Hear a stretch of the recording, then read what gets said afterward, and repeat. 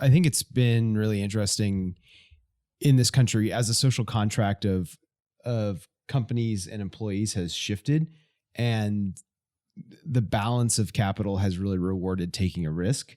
I think it's really continue to accelerate the incentivization of starting your own company, because the corporate structures have gotten more and more repressive, and guys like us that really can't handle or don't really enjoy those shackles feel the innate burning to jump out and do something. And I mean, I remember early conversations with you in high school. You know, you were drawing things on papers, and you were talking about, you know, consumer products and all kinds of stuff, like from a long time ago. Yeah. Like you went to school to study entrepreneurship because you were an entrepreneur before you left high school, and that's just and TurtleBox is one of your ventures. So you want to kind of give us an overview of how you got to where you are? Yeah, sure. Before we even get there, we haven't even said your name. Well, we don't sorry, know who guys. you are. Jonathan and I go way back. Like we do go way back. Mark does this all the time. I have to be the one that goes, "Who is this person?" Welcome to the show. You know, my name is Jonathan McKenzie. Mark and I went to high school together. We probably met over 20 years ago. It's been a while. It's been a long time. Mark was graduated top of our class. I graduated toward the bottom. Cheers. Cheers. But yeah, no, Mark's right. I am not cut from a corporate cloth, and I think that was apparent to my parents when I was a kid. I've always been a really good artist, and I'm left-handed. Shout out to all the lefties out there. They don't quite make school for you, do they? They don't. They don't make notebooks for us either. They don't make notebooks for us. Yeah. You a lefty? I have learned how to write with my right hand because you're not supposed to write with your left hand in Muslim culture. Oh. So I play all sports with my left hand. So everything I do with my left hand. You're a natural lefty? Yes, but I've been forced to write with my right hand. Which is really funny, because if you're writing from right to left-handed with an American notebook, it actually works out. Yeah. It's funny. So my dad is not a Muslim. We come from a Christian family, but he made me do so many things right-handed when I was a kid. Wow. So same. And you know, I wanted to throw a ball left-handed. He made me throw right-handed. And because my dad was a baseball player and taught me how to hit right-handed, and so when I ended up, you know, playing baseball also in high school, I ended up being a switch hitter and could do a lot of things ambidextrous, and it ended up being kind of a blessing in disguise that my dad taught me how to do a lot of things right-handed. I do write left-handed. I cannot write worth a darn with my right hand, but yeah, I used to love drawing, and it was kind of apparent early on that, wow, this kid kind of has a creative bent to him. I could, you know, look at a picture and draw it in pretty good detail when I was like 5. And my dad still has like a stack of drawings I used to bring home from school when I was like 6, 7, 8 years old.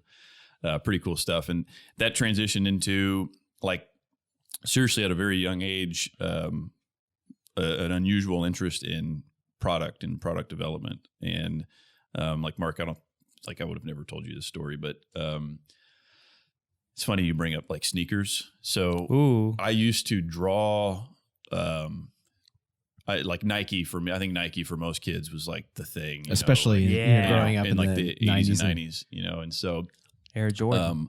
I used to draw my own Nike tennis shoes, and I would draw them out, color them, everything, and submit them to Nike. Really? And I would literally put them in an envelope, send them to Nike, and say, please make this shoe.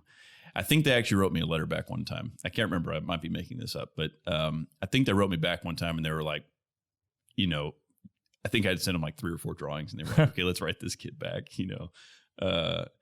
and they were like, "Thanks for your interest. Like, here's some stickers or something." You know, like, I don't know what it was. Oh but, man, it'd be cool if it was signed like Tink, you know? Yeah, that'd be dope.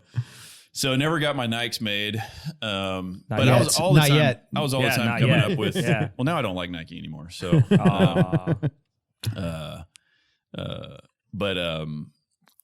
Yeah, and in that transition into like, I was just always coming up with weird ideas of like, and what's strange is several things that I thought of when I was a kid now exist, like robotic vacuum cleaners, and there's one that still hasn't happened yet. I was convinced I was going to be able to design a lawn mowing system that was similar to sprinkler heads popping out of the ground, but it was laser beams, and it was going to pop out of the ground. Why hasn't that happened and yet? Mow your grass. And my dad used to laugh that we'd kill a bunch of animals and dogs and cats and stuff. It'll probably take care of half the mosquitoes too. Yeah. So my laser beam lawn mowing device has not been created. So, but yeah, that's the kind of kid I was, and I like to think I'm probably one of the more unusual people on the planet in that I am an artist. I love art. I love music. I have a real appreciation for, beauty and design. I'm an athlete. I love sports. I love being outside. And I'm a businessman, and I love numbers. I love math. I love logic and reason. And so, through high school, I hated school. Honestly, didn't want to go to college. Me neither. Got great parents who said, "You're going to college," went to Baylor, studied finance and entrepreneurship. And so I went there to study entrepreneurship. And while I was there, some of my advisors were like, "Hey, you need to give this some backbone in case you don't start a business when you get out of college," which was good advice. And so I studied finance, barely graduated. All of my classmates are, gunning for Goldman and Bank of America and, big investment banking jobs. And I was like, dude, I just want to get out of here. Yeah. And so get out of school and join this is the quick synopsis of my life. Graduate in 2008, which was like the Good worst time time in the last 30 years to graduate college. Graduating in 2020 would have sucked too. Yeah. It was pretty similar, actually. So I graduated in 2008, couldn't get a job, had a history of like oil and gas internships all through college. Thought I wanted to go in the energy business. Energy business was terrible in 2008, so I joined like horrendous. like one of the worst of all time. Went into the real estate business, which I hated, commercial real estate. Did that for about a year, and said, "I'm out of here. I'm moving to the mountains." Quit my job and moved to Montana. Wow. And instead of going to college, I wanted to just move to the mountains and be a ski bum. And I love snow skiing, grew up skiing. I think about becoming a beach bum all the time. Yeah. I think about all the time, like, man, I should just go live in Miami and surf all day, maybe teach tourists how to surf eventually. And then that would be it. Just be a bum for 10 years. That's kind of what I wanted to do. And so I leave Houston, moved to Big Sky, Montana, become a ski instructor, did that for about a season. Felt like, okay, it's probably time I need to get my life together.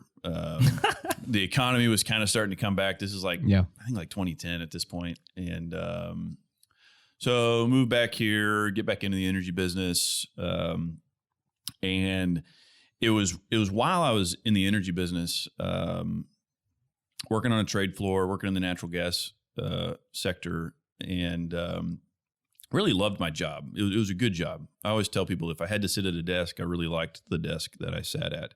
But I always had an evening hobby. Like I couldn't go crunch numbers and, do commercial things all day long and not have a creative outlet.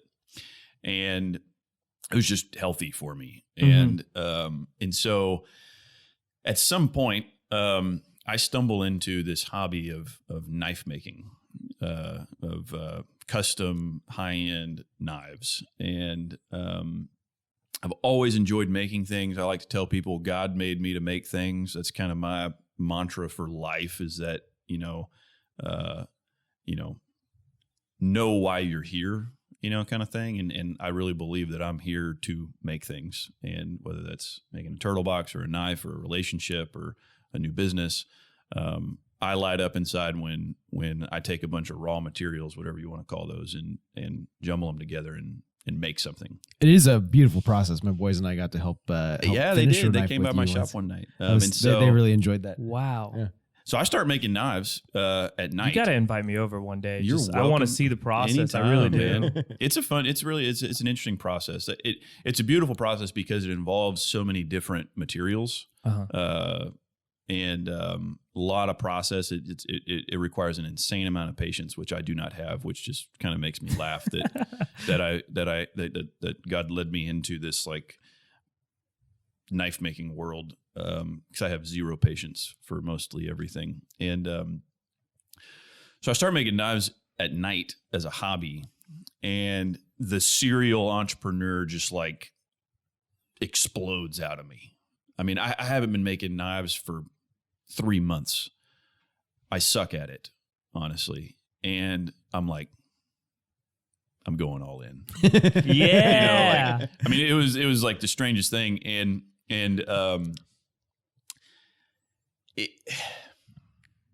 it's hard for me to describe. Mark knows this about me. I'm a follower of Jesus Christ. I love the Bible. I take the Bible and apply it to my life. And I'm such a realist that, like, if I read something in the scriptures that doesn't line up to my life, I'm like, well, either something's wrong with my life or the Bible's not true. And if the Bible's not true, I got a much bigger personal problem. And so here I am working at my day job in the natural gas business, desperately wanting to go do something else, desperately wanting to, go explore this deep entrepreneurial, part of my soul that I've never really gotten to tap into. And I'm probably 26, I think. Maybe I was 27. I'm 34 now, about to be 35. And I had this like massive, like crossroads in my life where I was like, okay, either God is who he says he is, and I'm going to take, at that point, one of the biggest risks of my life, or he's not, and I'm going to continue to just do it like everybody else. And in that moment, I had this weird kind of crux situation where I was like, okay, I have personally decided that my eternity is secure based on who God is. Mm-hmm. So if I'm going to bet my eternity on something, I better be able to bet the next year on this.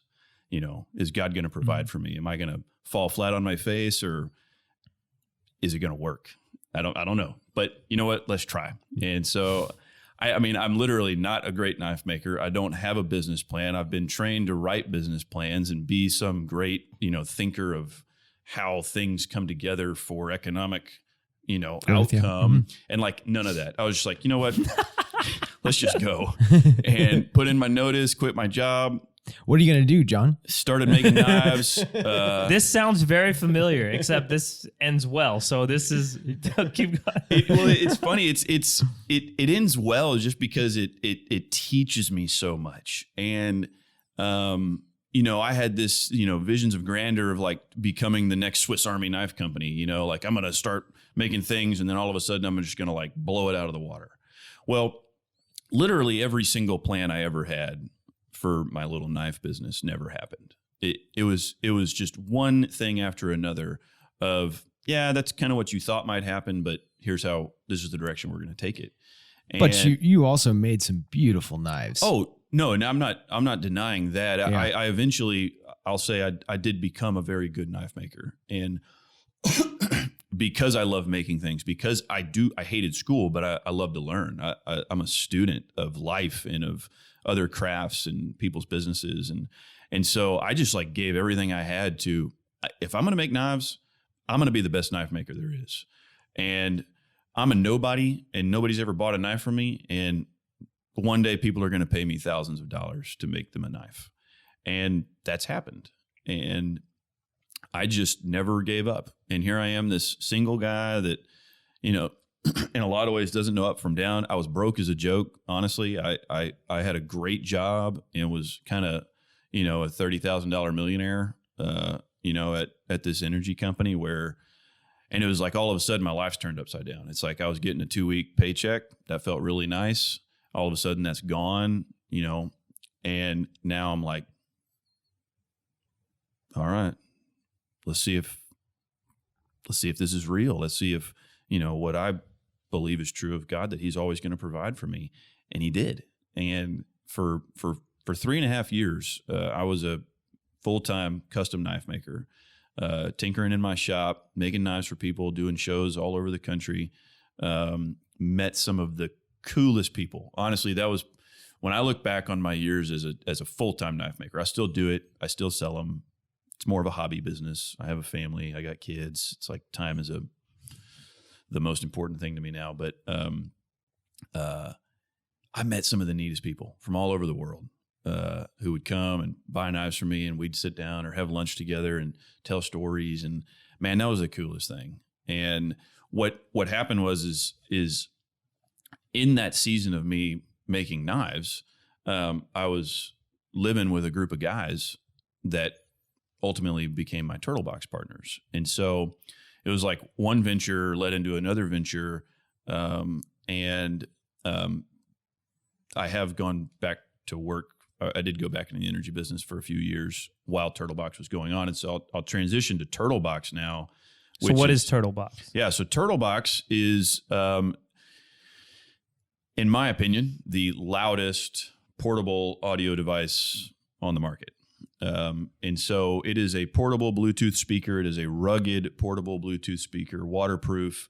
It looks like I can throw it around, you know, in what I consider to be the truly portable category. You know, the way that we like to talk about it at TurtleBox is there is the ultra portable Bluetooth speaker, which is like the size of your coffee cup. Yeah. There is the suitcase portable speaker, which is, you know, the size of a suitcase. It has wheels on a handle. Yeah. And you have ultra portable that's not that loud. You have suitcase portability that's really loud, actually, but you're not going to take that to the beach or on your boat.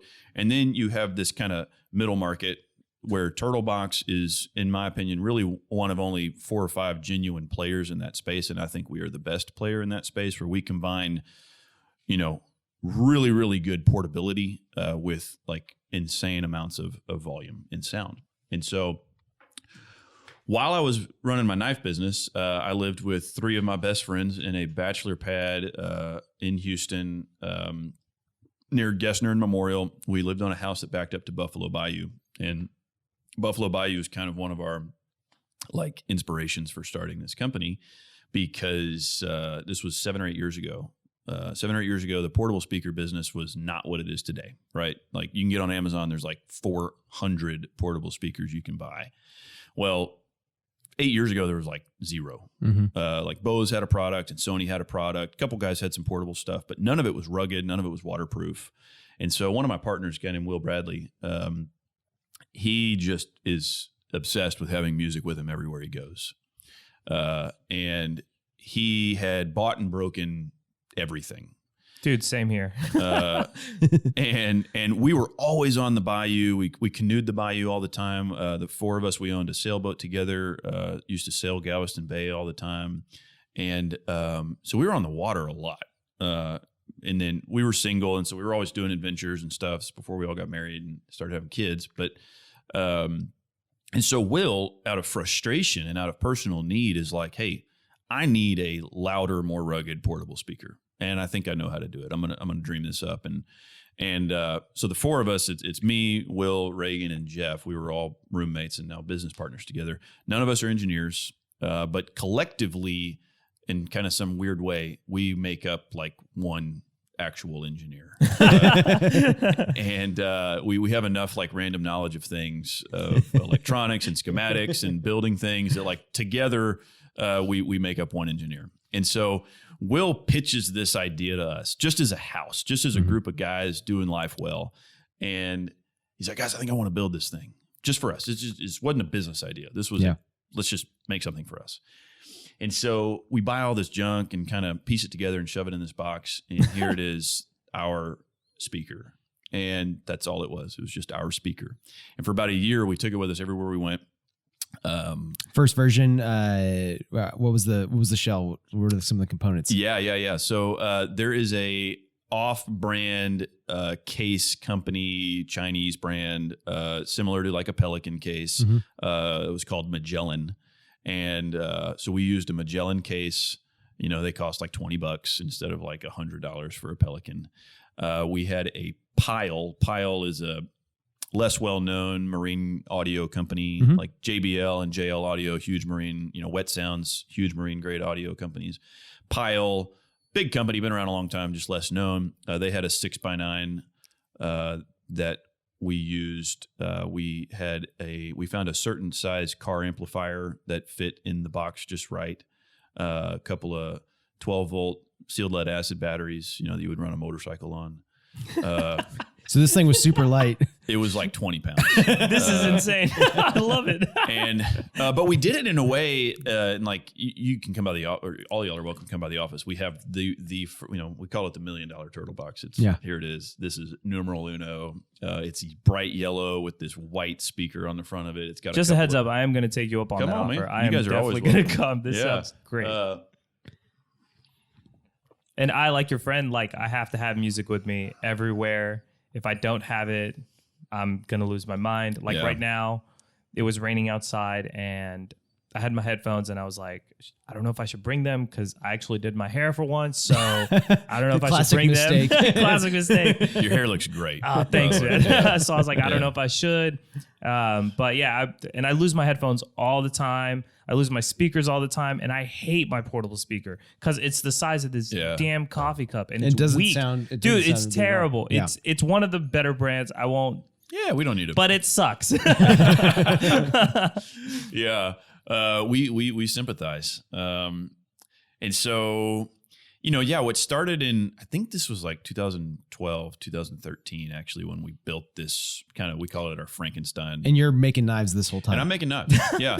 And that was my contribution is Will and the guys were like, hey, John, we think we know how to wire this thing up, but like you need to like actually assemble it. Yeah. And that's kind of my skill set is I can cut holes in boxes and, make things fit. And so, so we used all of my tools in the knife shop and kind of cut holes and inserted switches and, mounted this speaker and, figured out how we were going to secure these giant heavy batteries on the inside.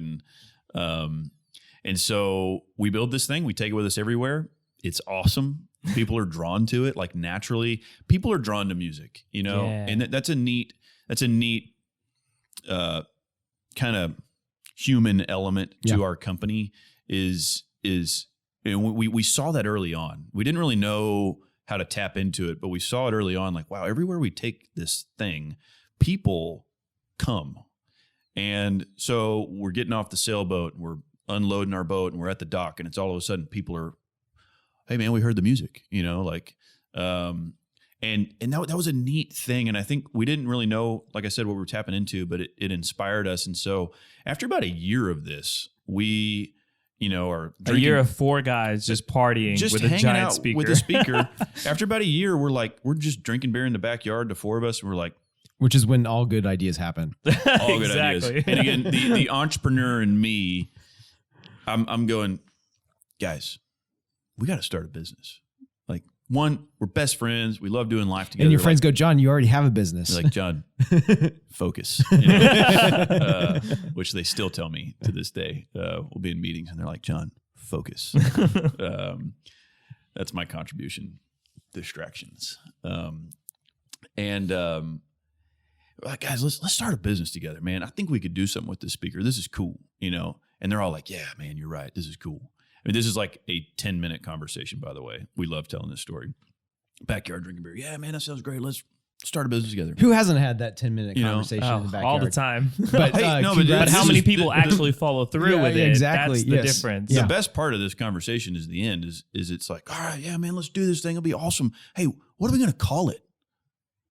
Reagan. Hey, let's call it TurtleBox.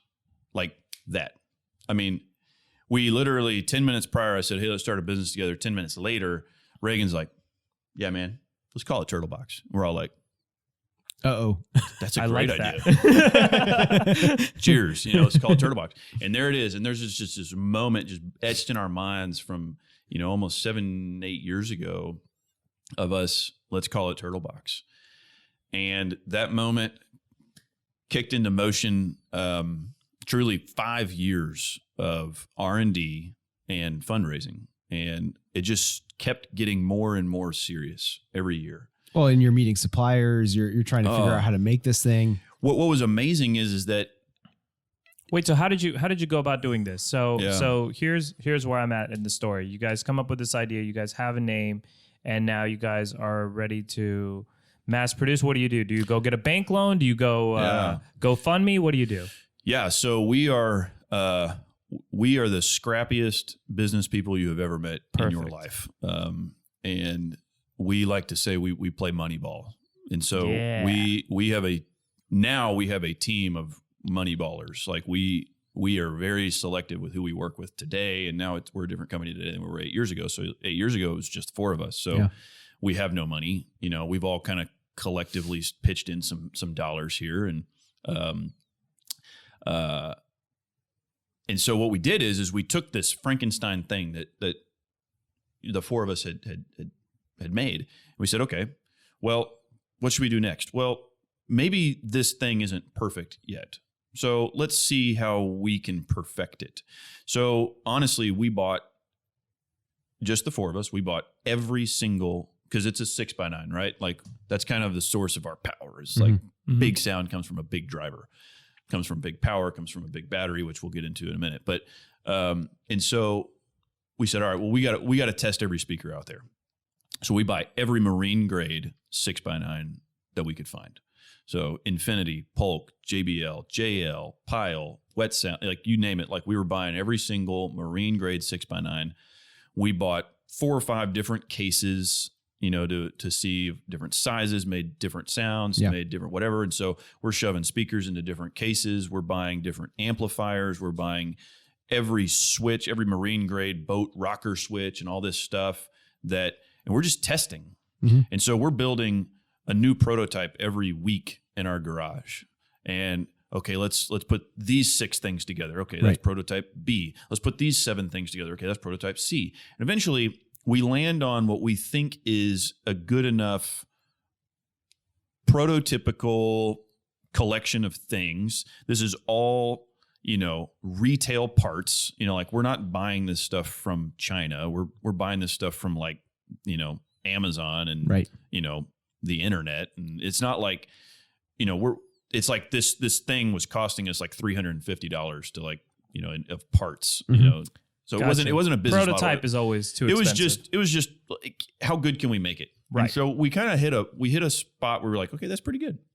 And we said, hey, let's make 50 like this. And let's sell them to friends and family. So this is out of your garage at this point? Yep. Okay. So you guys have knives on one side and you guys have speakers on the other side. Okay, got it. Yeah, it's great. And so let's make like 50 like this, and let's sell them to friends and family. And so we do that. I bet they were really easy to sell because you brought your friends over, showed them the garage, and if they said no, you had knives. That's right. That's right. It was easy. No, it actually was, because at this point, like we had enough friends and family that were kind of like, partly you guys are nuts, partly this is really cool. It's terrifying and fascinating all at the same time. Yeah. People tend to be pretty supportive when you make these giant jumps. I just realized there was a massive flaw in my story. We started TurtleBox before I quit my job. We started TurtleBox while I was still at that energy company. Okay. And then I quit, started the knife business while TurtleBox we were like in this phase. So I had already started making knives, but I hadn't quit yet. Just clarification, if anybody wants to fact check me. on your own life. On Wikipedia. So we sell these 50 to friends and family. And that was a big catalyst as well. And it was actually out of those 50 that we had a guy who reached out to us and said, hey, if you ever want to do something with this, really, let me know. Mm-hmm. He was a business mentor of mine. So actually I had known this man for a while. And he ended up being our investor and is still to this day. And it's a father and son is our investor group. We've never gone outside of them or anything like that. So they've been with us for about 6 years. Wow. And so, yeah, so we started that conversation with him, and it started very small, and now it's gotten a lot bigger, and the numbers keep getting bigger every time we, do more stuff. And so really once we did our first deal with our investor, that's when we went beyond our garage. Is we said, okay, now we need to start consulting with real engineers and real design groups. And so we kicked that off. And we quickly found that the biggest hurdle we were going to overcome was power. And in simple terms, it takes power to make power. And our whole, the entire paradigm of TurtleBox was, if it's not loud, we're not making it. It's just yeah, we'll figure out the ruggedness, we'll figure out the waterproofness, but if it's not loud, it doesn't deserve to exist, and so we're not going to make it. And that is such a pure entrepreneurial thought. Yeah. I don't know, whatever your angle is, whatever it has to be this. It has to fit that. Yeah. Otherwise, you end up. Otherwise, why am I doing it? Yeah. What is this? We used, actually, it's funny because it's great because we used a lot of other stories to help us hone who we were. And one of the stories we used was, I don't remember the guy's name, but the CEO of Southwest Airlines years ago. Yeah. Herb Kohler, maybe? Yes. Yeah. I think it was. He came out and said, when they were kind of in a rebranding phase and it was kind of a transitional time for airlines. And he said, listen, we are the low fare airline. Period. You can make any decision. And he was telling this to his executive staff, you can do anything you want in your area of influence in this company with that paradigm. Yeah. We are the low fare airline. So if you're in charge of food and you're debating whether we're going to serve steak or hamburgers, we're the low fare airline. Yeah. So maybe we're not serving food, which they don't. Right. And so it simplified every other decision. If that's the decision, right, it made everything else simpler for Southwest. And so that made things simpler for us. Is we are loud. If we're not loud, we're not doing it. And we had our prototypes back home that were the litmus test for everything that we made from that point forward, because we said, this is loud. This thing that we made in the garage that we sold 50 of, that's loud. We trust that. We believe in that. And so as we go out into, the commercial atmosphere of product development, if you guys aren't making something as loud as what we made in the garage, then sorry, we're moving on. Right. And we worked with several design companies that couldn't do it. Yeah.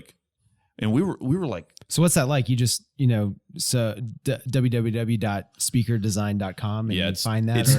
It is that simple, actually. Yeah.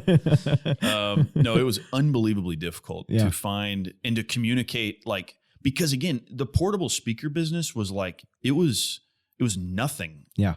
And what we were communicating to people, they were like, why? And then several people were like, no, you can't do that. And the can't came from batteries, and battery technology has improved tenfold over the last 5 years, 5 to 7 years. And what's the primary driver of that? Tesla. Oh, okay. Yeah. Okay. And just the whole EV movement.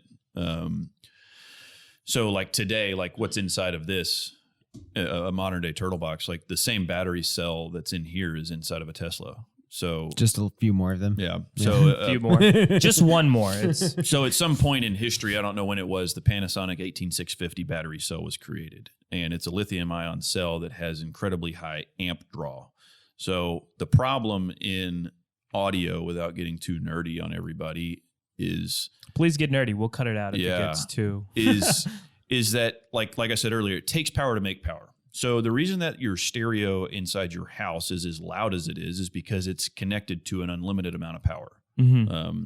And at any unless one you're moment, in California, at any one moment, roll out. at any moment, you can just draw more power out of your wall outlet. Okay. Well, batteries are different. Batteries have a cap on their power. There's a finite amount of power in a battery cell. And there's a metric of battery technology called amp draw that basically controls how much power at once you can extract from that battery. This is in layman's terms. And so the reason that we originally used sealed lead acid SLA batteries in the prototype TurtleBox is SLA batteries have a super high amp draw because that's what your car runs on. Your car has an SLA battery in it. And so when you turn your car on, your car requires a lot of power instantly to fire the engine. Okay. And then it goes back to normal and your car doesn't run on, most people's cars don't run on their battery. They run on their engine, right? Combustion. And so SLA batteries have super high amp draw, but they have a bunch of inferior qualities like shelf life and weight. And, you know, like an SLA battery will die in about a year. You know, I mean, it just doesn't have a good shelf life. Whereas lithium ion will last a long time, is very lightweight. But 7 or 8 years ago, almost every commercialized product that had a lithium ion battery in it was for a laptop or a cell phone, which requires 0 amp draw. I mean, like, you need no power to turn on a laptop. And so we had just a lot of trouble with that whole power management system, and it just took, and a lot of people just, and I don't know when the 18650 was actually created, because I think it was actually available. It was just people weren't really tapping into that battery yet. And then once it did, like, I mean, so many things run on an 18650 battery now. We're not like geniuses for using that battery.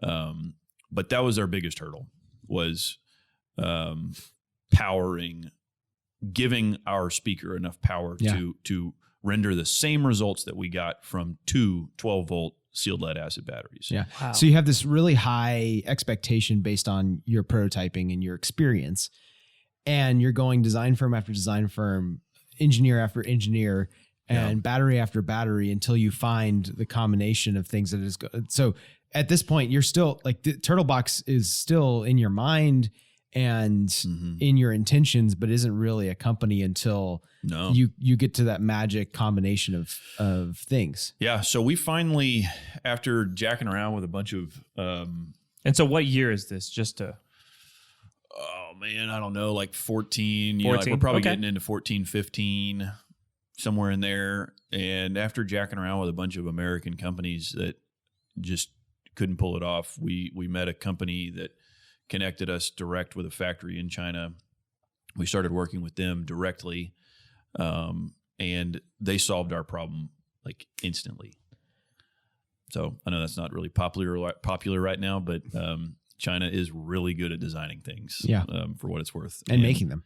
Oh yeah. There's things that I disagree with China on, but in general, China is an amazing country of truly, I mean, it sounds stupid to say it, but manufacturing and design. And they've been doing it long enough that what we've really seen is that a history of making things has led to, you know, a acceleration of their ability to design and engineer. And their ability to design and engineer is frightening how amazing it is compared to some American designers that we've worked with.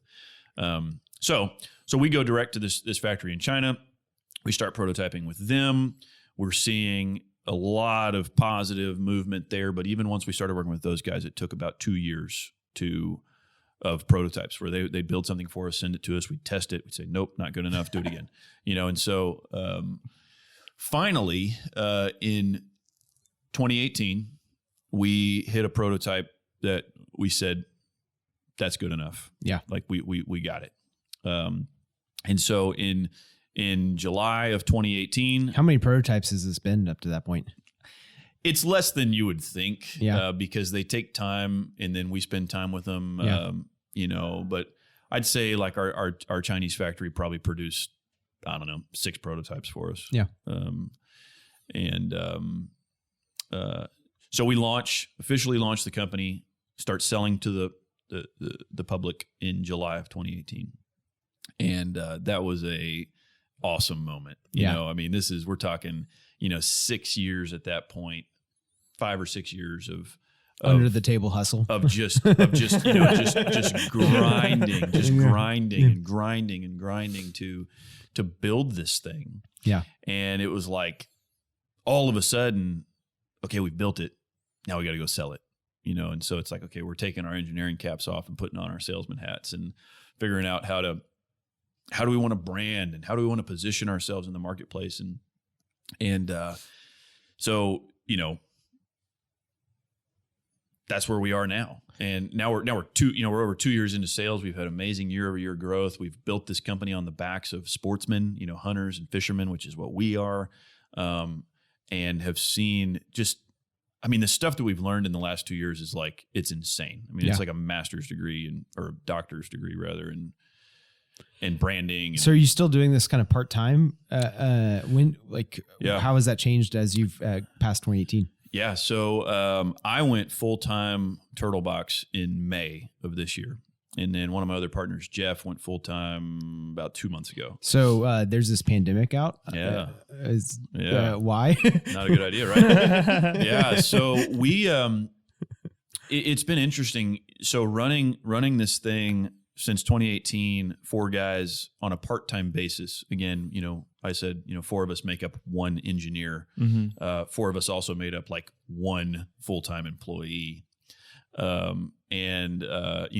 With other careers and families and kids and knives. Knives. TurtleBox was a priority, but also a, man, I got to figure out how to structure this thing into my life for all 4 of us. Mm-hmm. And for 2 years, we made it work, or for really a year and a half, we made it work where it was just like, okay, we're going to figure out how to do it on nights and weekends and, steal away in the middle of the day to do a call or something.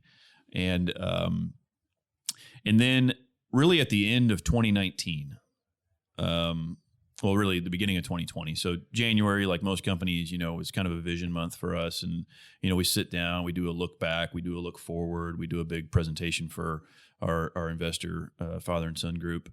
And, so in January of 2020, in our look back, one of our conclusions is, wow, we have done a lot with TurtleBox on a part-time basis. Like truly, let's pat ourselves on the back. This is pretty cool.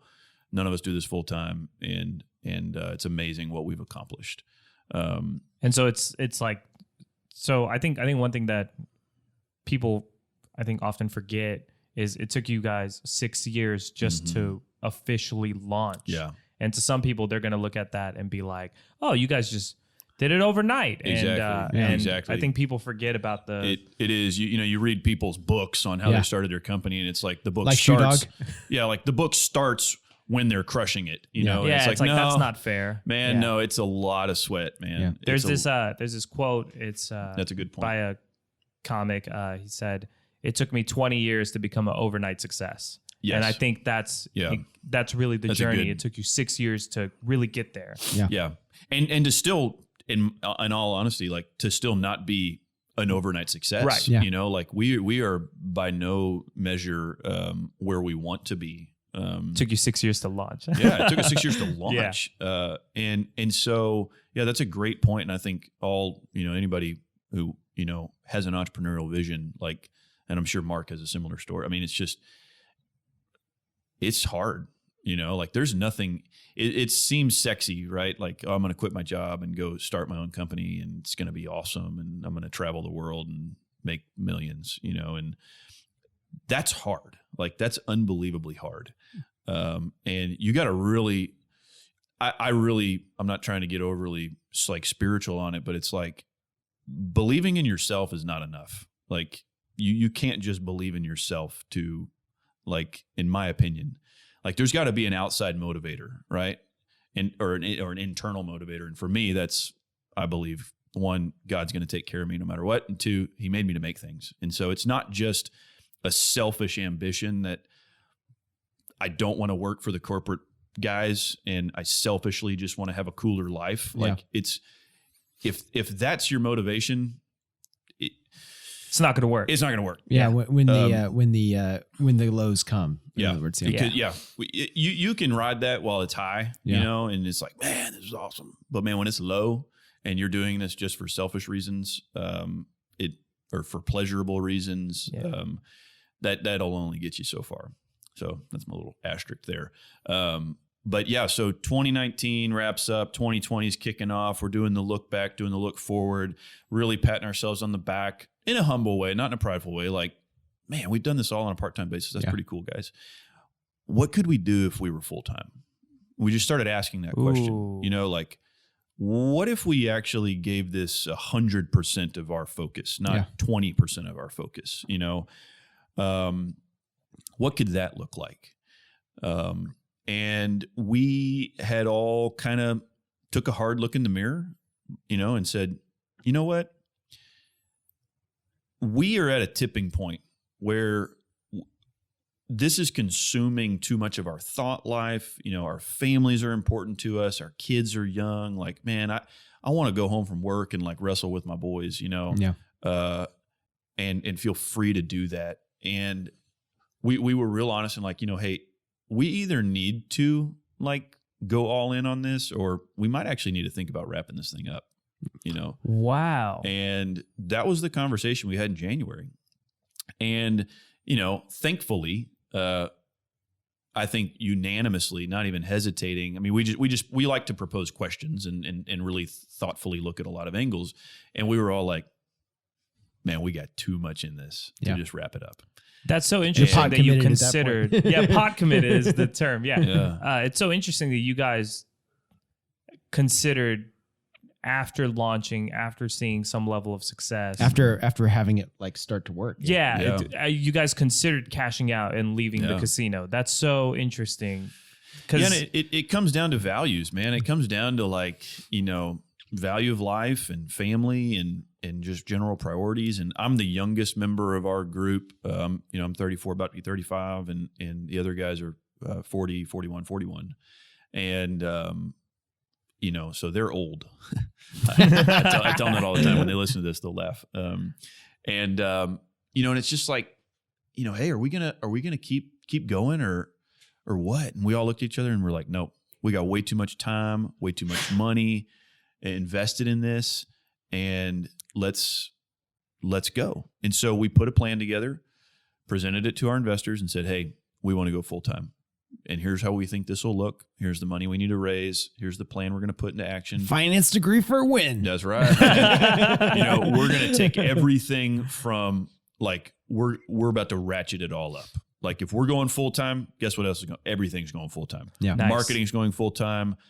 R&D, like everything. And so we put this huge plan in front of our investors in January, and they freaking loved it.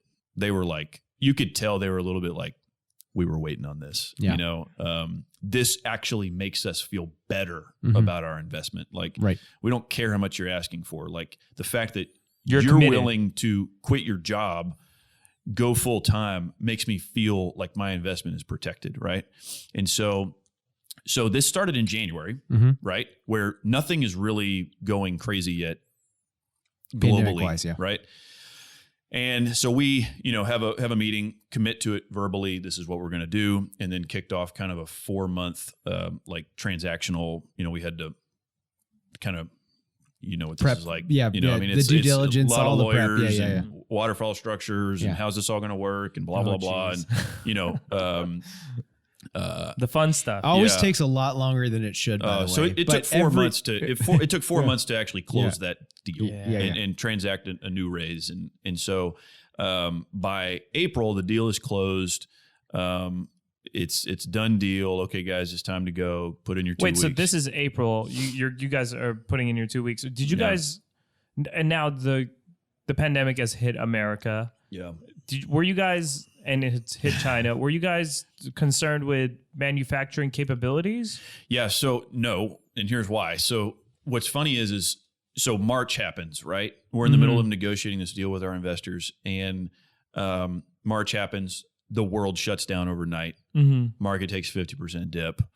Oil's trading negative 400. You know, weird stuff is going on, and so we're like, we actually called our investors. We're like, hey, are y'all still in?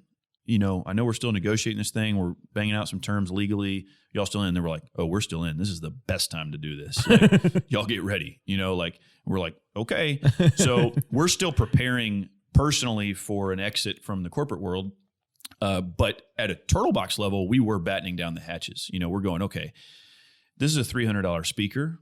We believe it's a great product, but for $300, when the world's coming to an end, nobody needs a $300 speaker, right? And so we were just starting to like shut down things anywhere we could, pinch back anywhere we could, and say, okay, look, I know we're about to do this big raise, but we still got to preserve capital where we can. And so March happens, we get lean and mean like overnight and prepare for the worst. April, we close our deal, put in our 2 weeks, or I was the first one to jump ship. And so I left at the end of April and started full-time TurtleBox in May. And in April, before I jumped ship, and this is all kicking off, you know, we had a inventory discussion and, you know, hey, what are we going to do with China and how's this going to work from a supply chain and blah, blah, blah. And we looked at our inventory and we said, okay, we think we're okay because based on current sales and kind of our tick right now is we've got about a year's worth of inventory.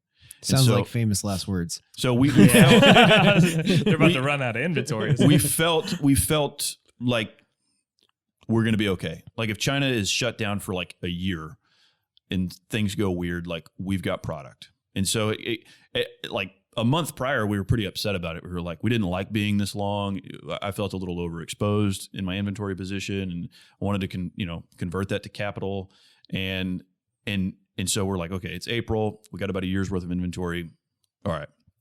Well, little known to us, that lasted us about 60 days.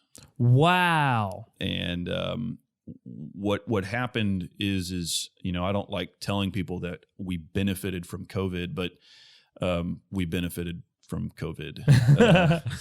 Is it because this is like an outdoor? Yeah. So everyone was now outside. Yeah. So what we saw is it was kind of a trifecta of things for this year, and a bunch of companies can relate to this. Is that in general we've seen e-commerce is up 200% this year. So if you're selling online, you're doing all right.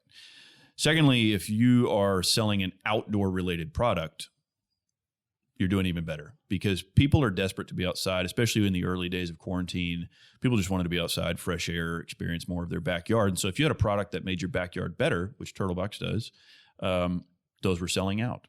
And then on top of that, although the market was crashing and it felt like the sky was falling from a financial perspective, people were still getting paid. Like real life. Mm-hmm. People are still living. Yeah. People are still living. Yeah. You know, government swoops in and hands out money to everybody, and people are spending their little $1,200, you know, relief check on like iPads and TurtleBoxes. Mm-hmm. And so it was this like just wave of demand like we had never seen. I mean, you know, there's a podcast, so you can't really see this, but I mean, it was like, this is my sales chart. It's like March, April, May, June. Like, so just for the record, his hand just went from like flat all the way up, not even exponential, just like a straight line. It was hyperbolic. Yeah. I mean, overnight hyperbolic. And by June 15th, we were sold out. Wow. And so good problem to have, still a problem. Right. So from that point forward, we entered into a pre-sale campaign, you know, did our best to try and keep cash flow, you know, moving in and have had amazing success even since then. And we had to turn Amazon off. We do a lot of Amazon sales. You're not allowed to pre-sell on Amazon. And so we switched this pre-sale campaign to our website, you know, placed an overnight order. China had opened back up at this point. You know, we had a 90-day window to get some boxes in from China. Got 1,000 units delivered at the beginning of September. We had pre-sold all of those. And so we literally, from June 15th through really the end of August, we had this pre-sale campaign, pre-sold a whole batch, received that batch, shipped out 1,000 units the next day, and we're still out of inventory.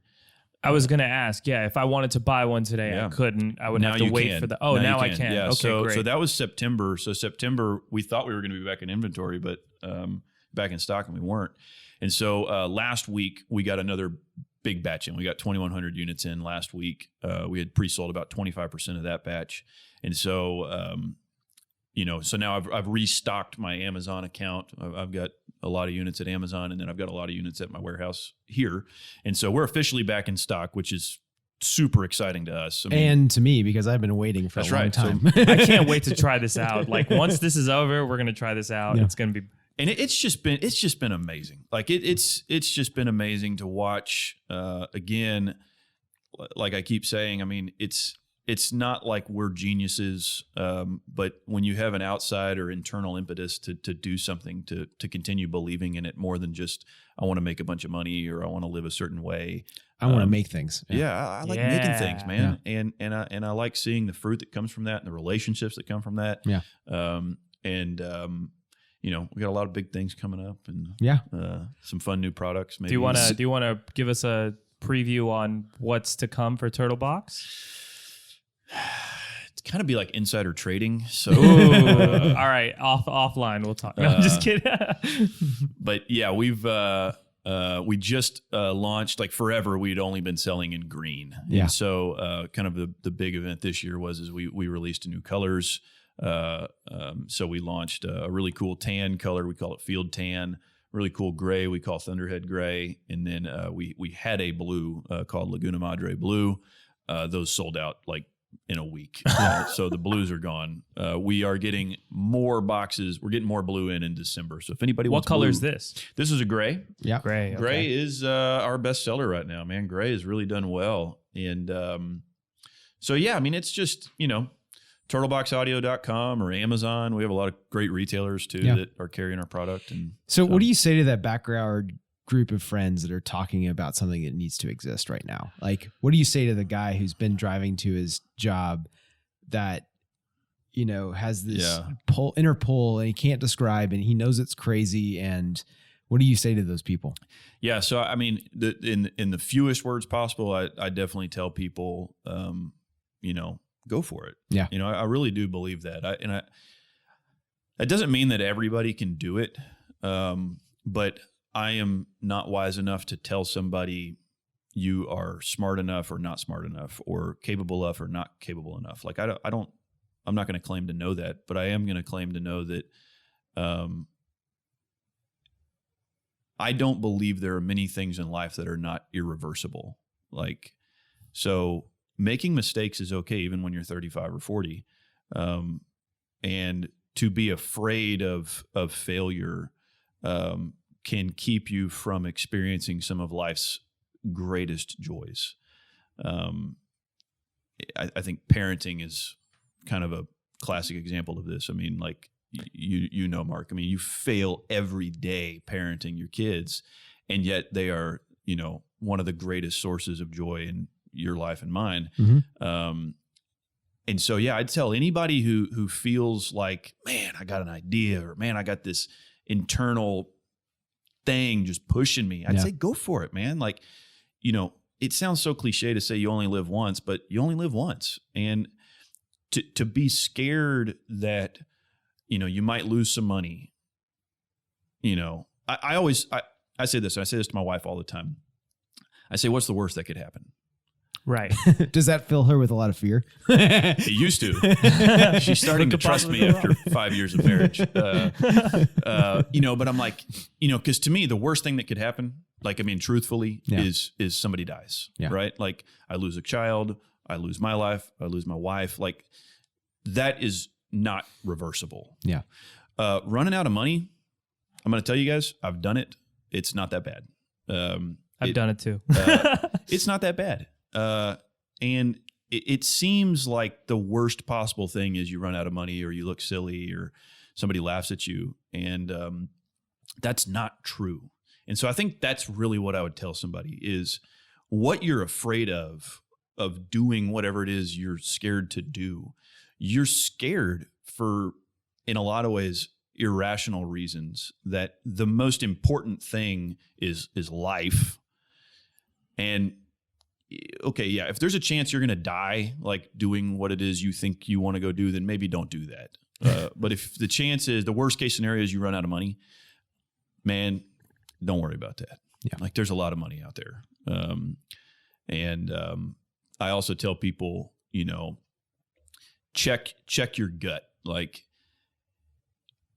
if you are wanting to do what it is you're talking about doing simply because you read, I love Tim Ferriss. I love Tim Ferriss. I think he's a great speaker and an incredible thinker. But like, you know, I think a lot of people read, you know, like 4 Hour Work Week and they're like, oh, I want to work 4 hours and make $1 million. You know, like, you know, check your gut on why you want to do the things you want to do. And I'll tell this to an accountant. I tell this to kids in college. I'm like, okay, you want to study accounting? Great. Why? Because you love numbers or because you think that's the most secure job? It doesn't matter if you're talking entrepreneurship or finance. Like, it doesn't matter. Like, have the wherewithal to examine why you are doing things. I feel like I'm talking like Simon Sinek right now. Yeah. You know, start with why. And, you know, because that's what's going to motivate you. If you're motivated by money, like, or travel, or I promise you, go find somebody who's got more money than you and ask them how that's working out. Yeah. They will tell you honestly, yeah, you know what, John, after my 4th car, like I kind of got bored, you know? And so you really got to believe in something. Yeah. And that's just check your gut, know why you're doing things, and then don't be afraid, because the worst that can happen is you die. Well, thank you, Jonathan. This has been amazing, and I can't wait to end this podcast so we can pull out the TurtleBox and use it. If I wanted to purchase one of these or purchase one of your knives, how would I go about doing that? Yeah, so TurtleBoxAudio.com is probably the most preferred method of buying a TurtleBox. You can also go to Amazon, search TurtleBox, and then we got a lot of fine retailers around town. My knives, I do have a website, McKenzieKnifeCompany.com or McKenzieKnifeCo.com rather. You can, and if you go to McKenzieKnifeCo.com, you can email me. You can't buy anything on my website. It's all custom. It's all custom. And my preferred method is talk to me. Let's design something together. Let's build something fun that's special to you. So yeah. And if you've got a bee in your bonnet about starting a company, how does somebody like that reach out to you? Do you mean to give them like my cell phone? whatever you're comfortable with. Yeah. Yeah. I mean, you know, my email address is jon@turtleboxaudio.com and my phone number is 713-882-5255. All right. That's some commitment right there. All right. If you're listening to this and you wanted to start a company, the guy just gave you his cell phone number. You better call him.